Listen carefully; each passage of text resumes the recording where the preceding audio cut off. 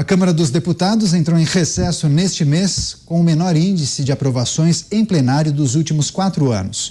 Um levantamento feito pelo site da Jovem Pan com informações disponibilizadas pela Casa Legislativa mostra que no primeiro semestre do ano os deputados aprovaram 53 propostas a menos do que o mesmo período do ano passado. No total, foram 87 propostas aprovadas no plenário, sendo 46 projetos de lei, 17 medidas provisórias, 18 projetos de decreto legislativo, 3 projetos de resolução, 2 projetos de lei complementar e uma proposta de emenda à Constituição. Entre as principais estão o novo arcabouço fiscal, a reforma tributária, o projeto de decreto legislativo que sustou a decisão de Lula sobre o saneamento, o projeto de lei do CARF e o marco temporal de ocupação das terras indígenas, além das medidas provisórias, como a MP dos ministérios.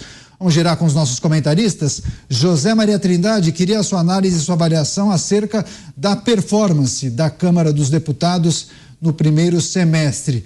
A baixa produtividade tem relação com as pautas importantes que foram aprovadas? Elas necessitaram de uma articulação maior? Essa é a justificativa? Daniel, eu tenho uma certa dificuldade em avaliar a qualidade de votação de um Congresso Nacional pelo número de projetos, né?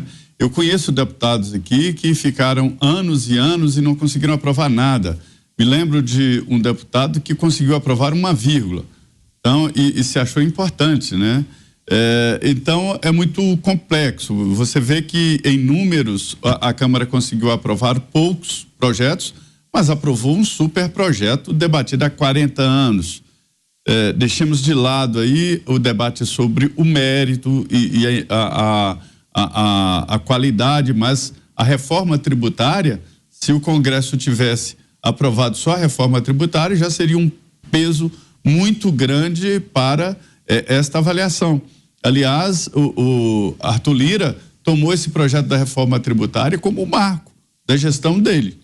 E por isso ele fez esse esforço e adianto aqui para vocês que ele vai tentar fazer o mesmo com a reforma administrativa, até contra o governo que não quer essa modernização do Estado, porque os sindicatos dos servidores públicos não querem saber de mudança no serviço público, que está lá atrás, está na máquina de escrever, que tem assessorista, que tem funcionários para tirar cópia de xerox, que nem existe mais, e assim por diante. Então, assim, é muito difícil fazer esta avaliação de qualidade de um parlamento através do número de projetos aprovados. Nós aqui no Brasil já temos fama de ser o paraíso dos advogados. Isso porque é grande a produção, nós estamos já com mais de já até perdi as contas, acho que 130 emendas constitucionais aprovadas para uma Constituição recente, nova, de 98. Então, é muito complexo, de 88. É muito complexo avaliar assim. Eu diria que o Congresso Nacional peca por não enfrentar assuntos importantes na área, inclusive, de costumes, por exemplo. Por que o Congresso não define normas importantes sobre o porte de armas no Brasil? Por que o Congresso não regulamenta, por exemplo, o aborto no Brasil e coloca travas e coloca parâmetros? O Congresso nasceu para isso. O Congresso brasileiro não regulamentou, por exemplo, uma política de eleições. E isso foi uma reforma eleitoral feita no Supremo, que proibiu a doação de empresas para partidos e candidatos.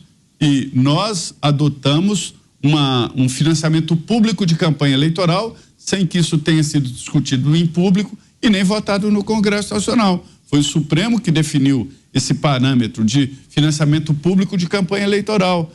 Saem dos cofres públicos 6 bilhões de reais para financiar partidos e eleições, né? Em ano eleitoral, porque tem o fundo eleitoral e o fundo partidário. Então, assim, o Congresso falta aí enfrentar assuntos assim, mas acaba tangenciando, votando coisas que não são importantes. Eu diria o seguinte, que se houvesse uma aprovação de projetos em número menor, mas de melhor qualidade, seria melhor. Vou citar aqui uma frase de Miro Teixeira que é muito importante. ele acha que a Constituição brasileira teria que ter 2 artigos. O primeiro, todo brasileiro deveria ter vergonha na cara.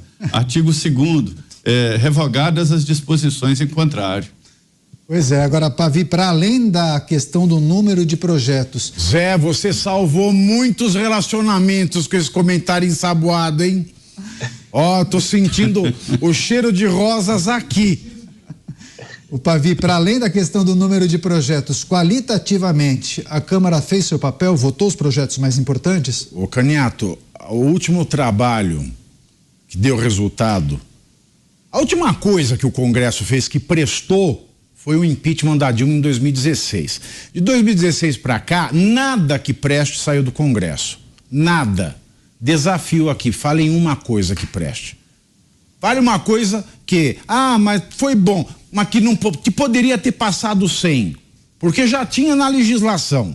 Só fez para fazer fez essa coisa, para dar um somebody love que faz alguma coisa. O marco do saneamento e a privatização da Eletrobras salvam o projeto. Mandou bem o Zé, hein? Agora vamos ver se ele vai ser eficaz, né? Porque tem 3 planos, né? Da lei. É a vigência, ela é vigente. A validade já foi desafiada pelo Lula, mas ele resistiu. Agora vamos ver no plano da eficácia, né? Que são os 3 planos da lei: vigência, validade e eficácia. Vamos ver agora se ele é eficaz, que a validade já foi afrontada e nada indica que um novo decreto legislativo do Lula não vá voltar a desafiar a validade dessa legislação. E aí é que eu me pergunto, por que é que o decreto do Lula, que é o decreto executivo que desnaturou o marco do saneamento básico, não foi desafiado com um decreto legislativo, porque assim eles já enterravam de vez a vontade, a sanha do Lula em dar uma segunda chance às estatais que por décadas e décadas não foram capazes de levar dignidade aos brasileiros. Fica essa pergunta, porque às vezes eu olho, parece um jogo muito ensaiado. Eu bato, você assopra. Good cop, bad cop. Policial bom e o policial mau. Parece que Brasília funciona assim às vezes. Aí eu fico me perguntando também, né, da maior fake news de 2022. Qual foi? Urnas eletrônicas? Não. Qual foi? A vacina da Covid? Não. Qual foi a grande fake news? A maior bancada de direita no Congresso. Essa fake news é insuperável. Eu acho que durante toda a vida de Pinóquio, ele não conseguiu contar tanta mentira que juntas equivalessem a essa. Porque agora a gente está nesse rame-rame do Estatuto do Desarmamento, que é de 2003, e que agora o Lula está fazendo esse decreto executivo, que falou esse monte de bobagem pro Flávio Dino, vai lá, vai, fecha, não, ninguém pode ter, não. A gente discutiu isso aqui ontem. E a gente está discutindo isso justamente por isso. Se o Congresso vai e coloca no Estatuto do Desarmamento, o brasileiro tem direito à posse de arma. Acabou! Não tem mais que ficar esse jogo de cena entre Flávio Dino e Lula. Sabe qual é o problema? O Congresso de 2017 para frente, ele começou a se acostumar com a questão de ser despachante. O legislativo brasileiro virou despachante. É um cartório e despachante e que também legisla. Então hoje se fica muito mais preocupado em garantir uma emenda, porque a emenda garante uma eleição, ou garantir um cargo, porque o cargo garante verba, que garante a eleição, que garante a reeleição, que se esquece de legislar, mas não fazer projeto novo. Analisar os projetos que já existem, analisar os gargalos legislativos, analisar os decretos executivos que desnaturam as leis que existem, analisar o mundaréu de coisa que tem lá. Zé. Pavio, eu vou tirar a sua inocência. Emenda garante dinheiro no bolso do deputado. Ele manda para e recebe de volta. Eu não quis dizer isso. Eu quis. Na minha cabeça nunca passou uma coisa Temos como números daqui a pouco, inclusive. Eu nunca poderia imaginar, Zé. Então, eu fico realmente aqui, estou estarrecido, em choque. Eu não dormirei, porque essa verdade agora me fez, me trouxe até tremedeira aqui. Mas a questão é a seguinte, o legislador ele se esquece de legislar. E legislar bem. Como a reforma tributária. A reforma está sendo discutida há 40 anos com quem? Com a estátua do Ulisses Guimarães, que está lá no Congresso. Aliás, há 40 anos não tinha nem a estátua do Ulisses Guimarães, era o próprio Ulisses que estava lá. Então não tem nem como a estátua ter discutido 40 anos. Veja que não dá. O azulejo, uma privada que está lá há 40 anos, talvez, e muitos foram lá se queixar do sistema tributário nacional. Agora, há 40 anos se queixa, né? As pessoas se queixam do sistema tributário. Ai, que porcaria, ai, que porcaria, ai, que porcaria. Mas isso não representa uma discussão, isso não representa um debate. Tanto que veio um texto de última hora, os deputados, a eles não foi dada meia hora para que eles pudessem ler, e meia hora não dava tempo de ler aquele texto, muito menos de refletir, e vira o presidente da Câmara e diz: olha, vocês têm 15 minutos para votar, nós precisamos ler. Não precisa ler. Não precisa ler. Esta foi a metodologia do Lira. Mas não, deixa a gente ler, já precisa pensar no sim ou não. Não precisa. Já vota aí, daqui 15 minutos. Mas não dá para votar amanhã? Não, eu tenho que me encontrar com o safadão. Não pode, tem que ser já. Aí se votou aquela porcaria que acaba com a Federação Brasileira, e é uma grande de uma porcaria aquele texto. Ele não serve nem para papel higiênico, aquele rosinha que dá aquela lixada também lá onde o sol não bate. É melhor que o texto dessa reforma tributária. Então, se o Congresso não... Eu também concordo com você. Não é por número que a gente mede a qualidade do Congresso. Aliás, em se tratando de Brasil, se a gente tivesse 50 propostas a menos votadas no mesmo período, eu ficava mais feliz. Porque era 50 barbaridades, enormidades a menos. Porque antes eles analisassem o que já existe, aperfeiçoassem, tivessem assessorias técnicas, discutissem seriamente. Agora, se eles tivessem aprovado só a reforma tributária, eles iam entrar para a história como as pessoas que viabilizaram o caminho da autocracia no Brasil. Porque a reforma tributária, ela tem um caminho que é certo e a gente só vai saber no futuro, mas ele virá.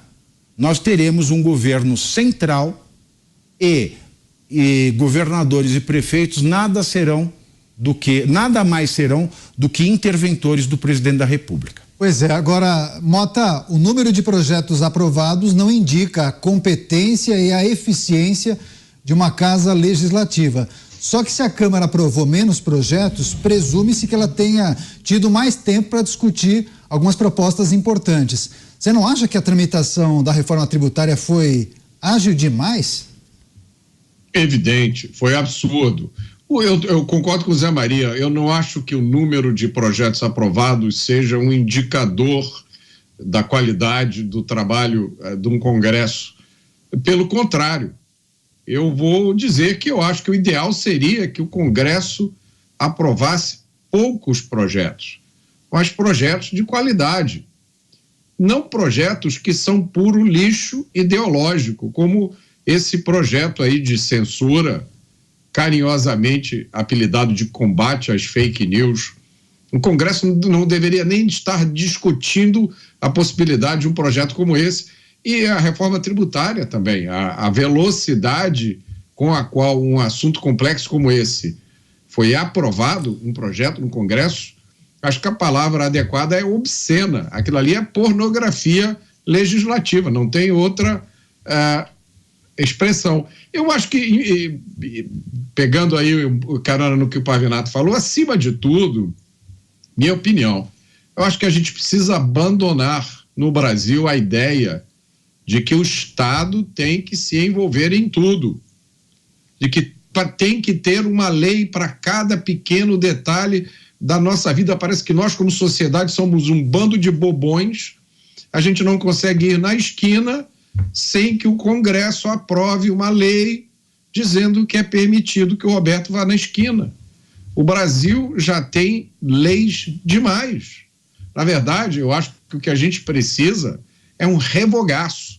O ideal seria que o Congresso fizesse uma moratória.